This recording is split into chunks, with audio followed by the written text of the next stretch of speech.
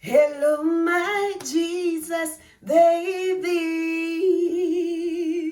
Hello mes bien-aimés de Jésus-Christ. Hello mes amours. Et aujourd'hui, on se retrouve pour une nouvelle vidéo. I know it's been a long time. Vous savez quoi, je suis toujours... En fait, vous savez que la vidéo de Passion de Dieu sur l'anniversaire prend 5 heures. Donc, je suis toujours en train de monter. Je suis désolée. Donc, on se retrouve pour une nouvelle vidéo, mais mes amours en fait. Et qui dit nouvelle vidéo dit nouveau sujet. Et aujourd'hui, vous l'avez vu dans le titre, le sujet qui fâche. Comment avoir du temps pour Dieu? Les êtres humains ont tendance à vivre une vie, je me mets dedans, vivre une vie en oubliant qui a créé cette vie. C'est-à-dire qui a défini toutes les règles du jeu dans cette vie. Nous avons tendance à penser que nous pouvons nous-mêmes définir des règles du jeu déjà prédéfinies, déjà construites. Et c'est là que c'est un problème parce qu'en fait, la réalité, c'est que Dieu a déjà tout planifié. Il sait exactement chaque sortie, chaque entrée. Il connaît chaque fin de toutes les histoires et il sait exactement quoi dire, quoi faire et où aller. Mais le problème, c'est notre orgueil et notre ego. Alors aujourd'hui, je voulais donner quelques trucs, quelques points parce que je sais que moi, j'avais vraiment lutté avec ça avant vraiment d'être chrétienne à fond, en Christ à fond. J'avais vraiment lutté avec ça, avoir le temps pour Dieu, c'était vraiment compliqué. Et donc là, je vais vous donner quelques petites astuces, vraiment des points vraiment très très importants qui ont été marquants pour moi et que le Seigneur continue de nous éclairer par sa parole. Amen. Le premier point, comment avoir du temps pour Dieu? La première chose, éviter les distractions. Si vous avez la possibilité déjà, premièrement, d'éviter les distractions, c'est-à-dire d'éviter d'être dans une situation où les gens vont dire « Ah non, mais viens, genre, par exemple, vous savez que vous devez lire votre Bible à 19h et il y aura peut-être votre ami qui va vous dire « Ah, viens, on sort et tout à 19h. » Vous allez éviter justement d'être avec elle à ce moment-là pour ne pas que genre elle puisse dire « Ah non, mais viens, on sort. » Ou bien les films et les séries. Donc, vous pouvez mettre sur Apple, sur iPhone, je pense que, pas que sur iPhone, hein.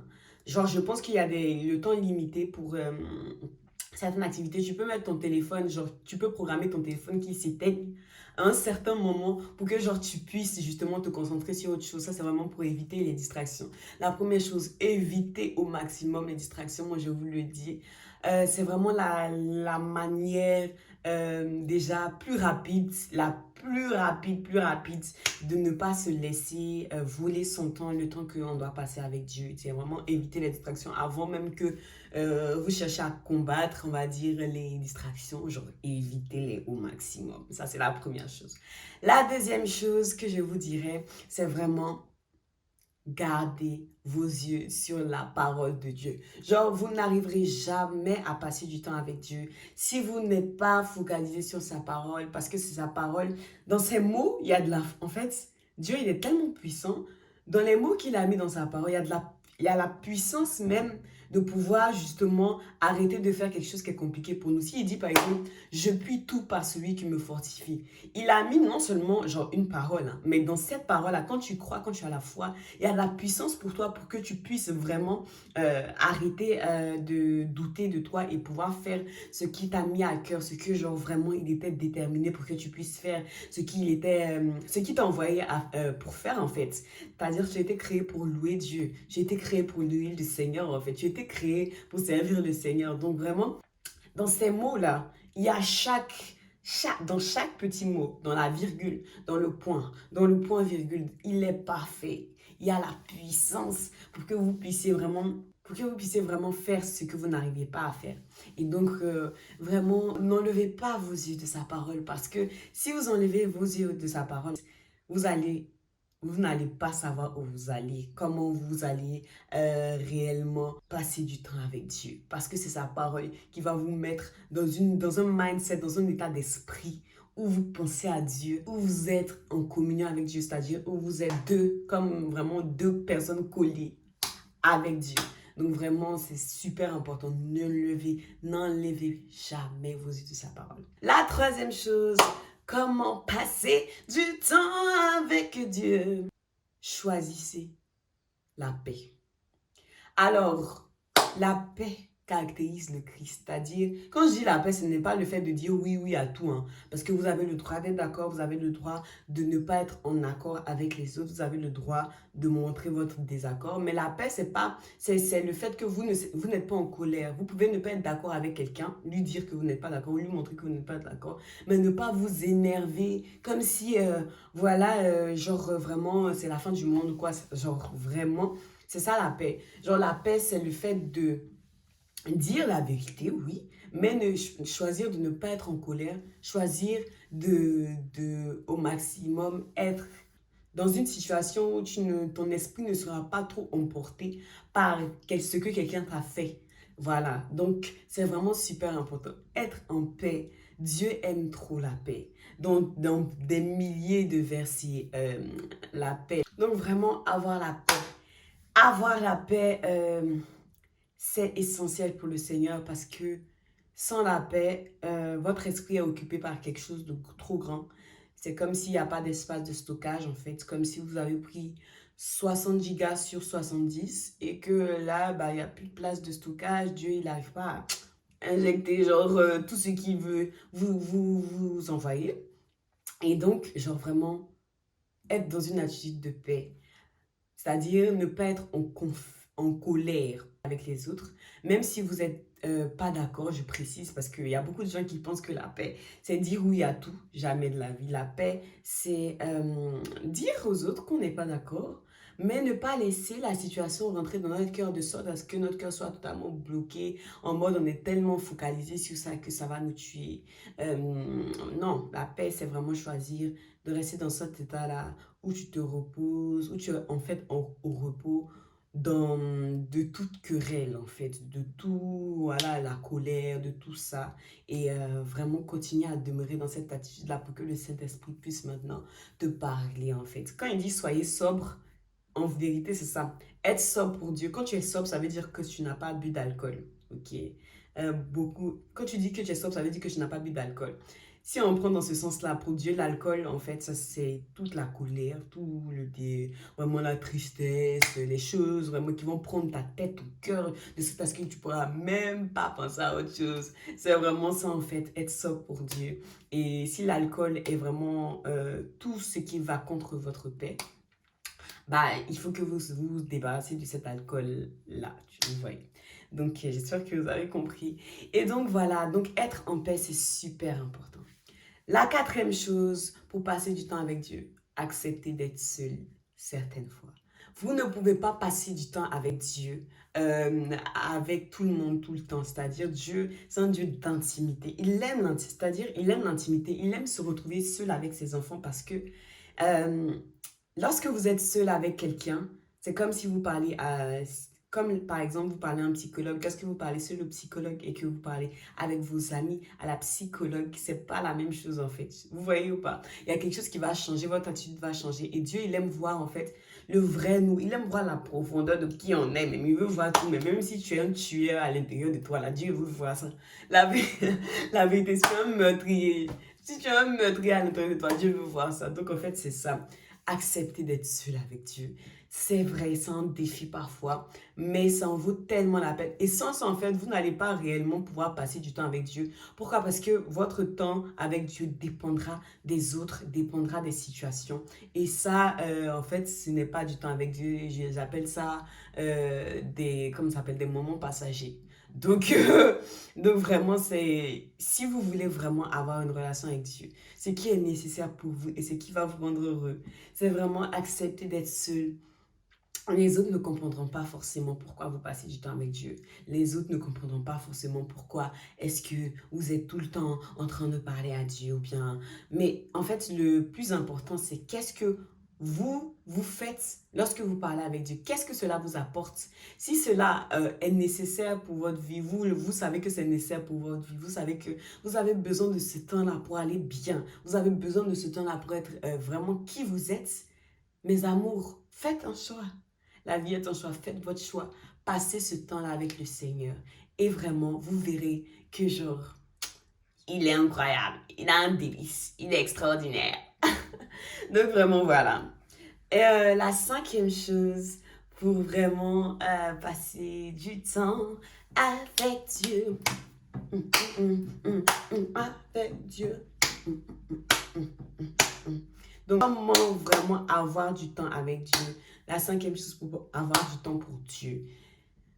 C'est une chose qui est vraiment, vraiment, vraiment importante. Donc là, avant, j'avais parlé d'éviter de fuir les situations où vous pouvez être tenté. Donc, imaginons que vous êtes tenté de genre vraiment aller, je sais pas, aller faire autre chose au lieu de juste passer du temps avec Dieu. Dans cette situation-là, qu'est-ce qu'il va faire pour que vous puissiez justement avoir du temps pour Dieu? C'est sincèrement sacrifice, le sacrifice. Passer du temps avec Dieu, c'est sacrifier certaines choses. Ah oui, c'est sacrifier vraiment. Passer du temps avec Dieu, donc c'est sacrifier certaines choses. Eh oui, vous ne pouvez pas avoir quelque chose dans la vie sans sacrifier certaines choses. Vous le savez. C'est comme lorsque vous travaillez, lorsque vous travaillez par exemple pour votre diplôme. Vous ne pouvez pas avoir votre diplôme si vous ne sacrifiez pas votre temps pour vous amuser, pour travailler, pour étudier, pour réviser. C'est la même chose avec le Seigneur.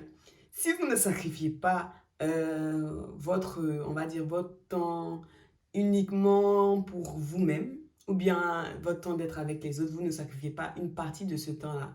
Si vous ne choisissez pas de sacrifier une partie de ce temps-là, eh ben, vous choisissez justement de ne pas avoir ce temps avec Dieu et de ne pas bénéficier des meilleurs conseils, de ne pas bénéficier de la meilleure joie possible. Et c'est vraiment en fait le pire, like for real, it's the end of the world, like for real. Non, vraiment sacrifier, mais pas, je dis pas non plus, genre n'ayez aucun temps pour les autres et tout, genre rester enfermé, non, pas du tout. Choisissez avec qui vous partez, choisissez, c'est-à-dire choisissez quand est-ce que vous sortez avec qui, choisissez avec qui vous vous baladez, choisissez avec qui vous vous promenez, choisissez à quel moment, choisissez comment vous vous divertissez, mais choisissez vraiment les personnes qui ne vont pas essayer de vous dissuader de votre temps avec Dieu. Choisissez ça. Sacrifiez les temps avec les personnes soit la moitié du temps, soit tout le temps. Ça, c'est à vous de voir par rapport à votre relation avec Dieu. Avec les personnes qui vont vous dire, ah ouais, mais toi, voilà, toi, tu es tout le temps en train de passer ton temps avec Dieu. Rouge, drapeau rouge. Drapeau rouge, en fait. Non. Vous avez le droit de passer du temps avec Dieu. Vous avez le droit de vous réjouir dans sa présence. Vous avez le droit de passer du temps avec lui. Et donc, les personnes qui vont venir vous dire le contraire, vous savez ce qu'il vous reste à faire, en fait. Parce que ces personnes-là ne savent pas que c'est Dieu votre fondement. Vous bâtissez votre vie sur Dieu, en fait.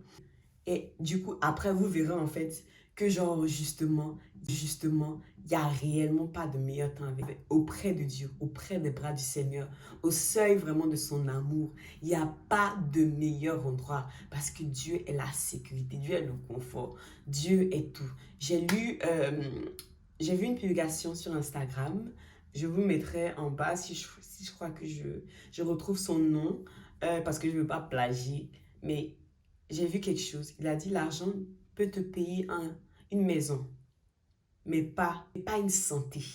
L'argent peut te payer vraiment des personnes avec qui tu t'entoures, mais pas des amitiés. Et j'ai vu aussi l'argent peut te payer sincèrement. Le dernier, c'était quoi déjà?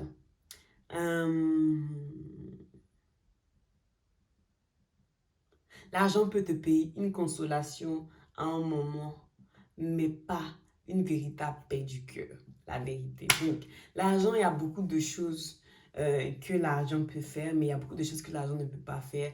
Et se rappeler que vaut mieux un seul jour dans les parvis de Dieu que 10 000 autres ailleurs, c'est se rappeler des choses que l'argent là ne peut pas faire. C'est ce que Dieu fait, en fait. Donc, vraiment, se rappeler de ce verset-là, vaut mieux un seul jour dans tes parvis que 10 000 autres ailleurs.